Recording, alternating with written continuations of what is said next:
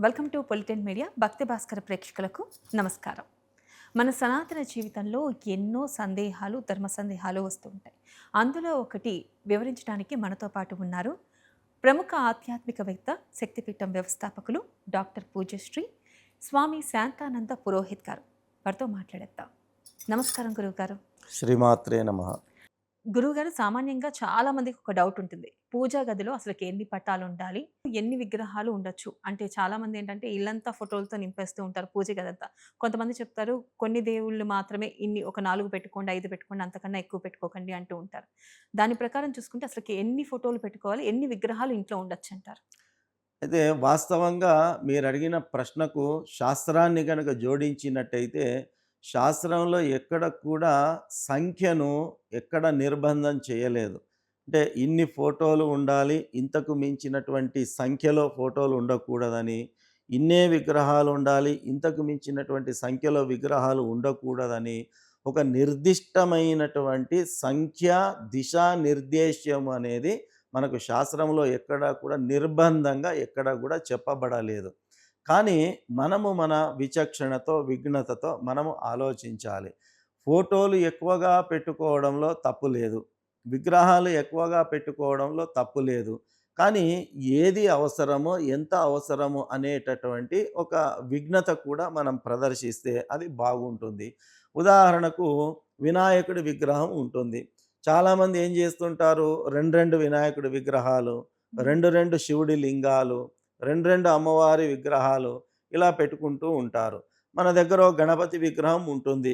ఎవరో బంధువులో, మిత్రులో, తెలిసినటువంటి వాళ్ళో, ఆత్మీయులో ఏదో సందర్భంలో ఇంకో విగ్రహాన్ని, ఓ గణపతి విగ్రహాన్ని గిఫ్ట్‌గా ఇచ్చారనుకోండి, తీసుకొచ్చి ఆ దేవతా గృహంలో పెట్టేసుకుంటూ ఉంటారు. కాబట్టి అలా కాకుండగా గణపతి విగ్రహం ఒకటి ఉంది కాబట్టి మరొకటి పెట్టుకోవాల్సినటువంటి అవసరం లేదు. కాబట్టి ఆ రకంగా ఇటువంటి చిన్న చిన్న జాగ్రత్తలను మనము పాటిస్తే తప్పకుండగా మనకు దేవతా అర్చనలో కూడా మనకు అనుకూలంగా అనేటటువంటిది ఉంటుంది. విగ్రహాలను పెట్టుకోవడం మాత్రమే ముఖ్యం కాదు. ఆ విగ్రహాలకు ఏవైతే మనం నిత్యము పూజ, అర్చన, అభిషేకాది క్రతువులు చేయాల్సి ఉంటుందో అవి తప్పకుండా మనం చేయాల్సి ఉంటుంది. కాబట్టి విగ్రహాలు భారీగా పెట్టుకుంటాము. కానీ రోజు పూజ, అర్చన, అభిషేకాది క్రతువులు చేయము అంటే మనం విగ్రహాలు ఉంచుకొని లాభం లేదు. కాబట్టి సంఖ్యా విషయంలో ఎలాంటి నిర్దిష్టమనేటటువంటిది లేదు. కానీ ఒకే దేవతా విగ్రహము 2, 2, 3, 3 ఉండడం సమంజసం కాదు. దానిలో ఎలాంటి అర్థము కూడా ఉండదు. కాబట్టి ఒక దేవతకు సంబంధించిన ఒకే విగ్రహం ఉండేలా జాగ్రత్త చూసుకోవడం, మన స ఏదైతే సైజు ఉందో దాని విషయంలో కూడా జాగ్రత్తగా చూసుకోవడము. ఇక చిత్రపటాల విషయంలో కూడా ఎన్ని చిత్రపటాలు పెట్టుకున్నా ఇబ్బంది లేదు. కాకపోతే సంరక్షణ, పోషణ ఎంత ముఖ్యమో మనం కుటుంబంలో ఉన్న సభ్యుల విషయంలో, మనం పెట్టుకున్న దేవతారాధన విషయంలో కూడా ఆ చిత్రపటాలను రోజు తుడ్చాలి.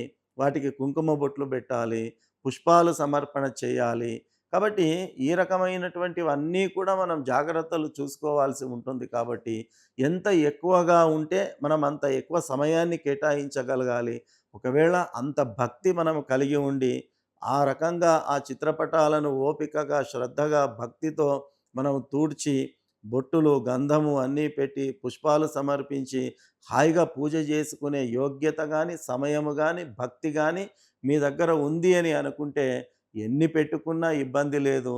కానీ ఎన్ని పెట్టుకుంటామనేది సంఖ్య ముఖ్యం కాదు. ఉన్న 1, 2 అయినా ఆ దేవతార్చన నిత్యము క్రమం తప్పకుండగా అర్చనాభిషేకాదులు చేయడము, భక్తితో మనం పూజలు చేయడం అనేదే మనకు ముఖ్యమైనటువంటి విషయము. కాబట్టి మన పరిధిలో ఎంతవరకు మనం శ్రద్ధాభక్తులతో సమయం కేటాయించి చేయగలుగుతామో ఆ పరిధిలోనే విగ్రహాలను, ఫోటోలను ఉంచుకోవడం అనేటటువంటిది మనం ఆలోచించుకోవాల్సినటువంటి విషయం. గురువుగారు, మీరు చాలా చక్కగా తెలియజేశారు. ధన్యవాదములు. శ్రీమాత్రే నమః. చూశారు కదా! మీకు ఈ వీడియో నచ్చినట్లయితే లైక్ చేయండి. అలాగే మీ స్నేహితులకి, కుటుంబ సభ్యులకి షేర్ చేయండి. వెంటనే మా ఛానల్‌ని సబ్స్క్రైబ్ చేసుకోండి. సర్వేజన సుఖినో భవంతు.